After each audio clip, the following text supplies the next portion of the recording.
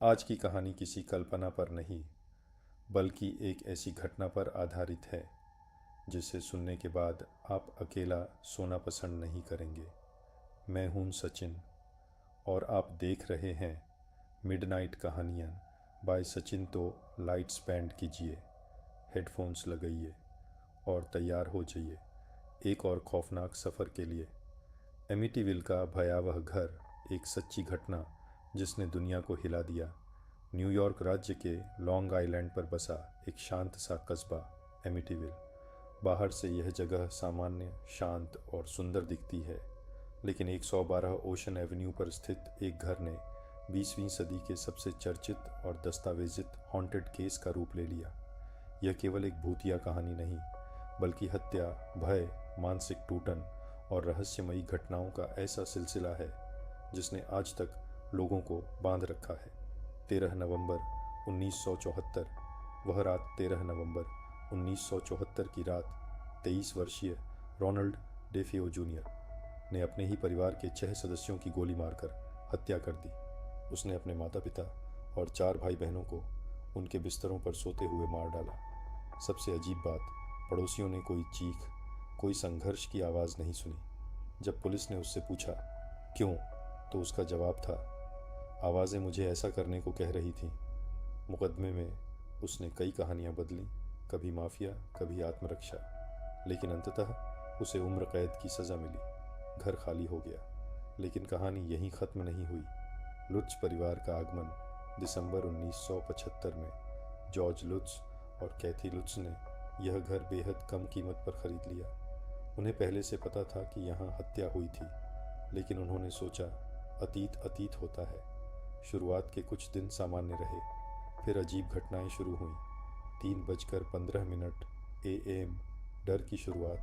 हर रात ठीक 3:15 बजे जॉर्ज की आंख खुल जाती। यही वह समय था जब हत्या हुई थी। उसे लगता कोई उसे घूर रहा है। घर का तापमान अचानक गिर जाता, दीवारों से अजीब बदबू आती। कैथी ने बताया कि उसे बिस्तर हवा में उठता महसूस हुआ। बच्चों ने कहा कि उन्हें एक बड़ा लाल आंखों वाला साया दिखता है। एक बार जॉर्ज ने खिड़की के बाहर देखा। उसे एक सुअर जैसी आकृति दिखी जिसकी आंखें लाल चमक रही थीं। बाद में उनकी बेटी ने कहा कि वह उसका काल्पनिक दोस्त था जिसका नाम था जोड़ी। पादरी का अनुभव। घर खरीदने के बाद परिवार ने एक कैथोलिक पादरी को घर आशीर्वाद देने बुलाया। जैसे ही पादरी ने एक कमरे में प्रवेश किया, उसे किसी ने कान में कहा, गेट आउट। उसके हाथों में छाले पड़ गए। उसे तेज़ बुखार हो गया। उसने परिवार को सलाह दी, उस कमरे को कभी बेडरूम मत बनाना। परिवार ने उसकी बात नज़रअंदाज कर दी। 28 दिन का आतंक। अगले 28 दिनों में घटनाएं बढ़ती गईं। दरवाजे अपने आप खुलना और बंद होना, दीवारों से हरे रंग का चिपचिपा पदार्थ निकलना, मक्खियों का झुंड, जबकि बाहर ठंड थी कैथी का। हवा में उठना, बच्चों का डर से रोना। जॉर्ज का व्यवहार बदलने लगा। वह गुस्सैल और चुप रहने लगा। वह रात रात भर लकड़ी काटता रहता, मानो उसे ठंड लग रही हो। उसे महसूस होता कि घर उसे नियंत्रित कर रहा है। 14 जनवरी 1976। भागना सिर्फ 28 दिन बाद लुट्स परिवार रातों रात घर छोड़कर भाग गया। वे अपना सारा सामान वहीं छोड़ गए। उन्होंने कहा, वहाँ रहना असंभव था। जांच और विवाद। बाद में प्रसिद्ध पैरानॉर्मल जांचकर्ताओं एड वॉरेन और लोरेन वॉरेन ने घर का दौरा किया। उन्होंने दावा किया कि घर में भारी नकारात्मक ऊर्जा है।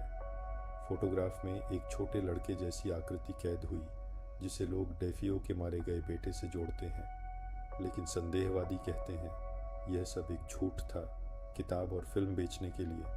1977 में द एमिटीविल हॉरर प्रकाशित हुई। फिर 1979 में द एमिटीविल हॉरर रिलीज हुई। कहानी विश्व प्रसिद्ध हो गई। सच क्या है? आज तक यह केस विवादित है।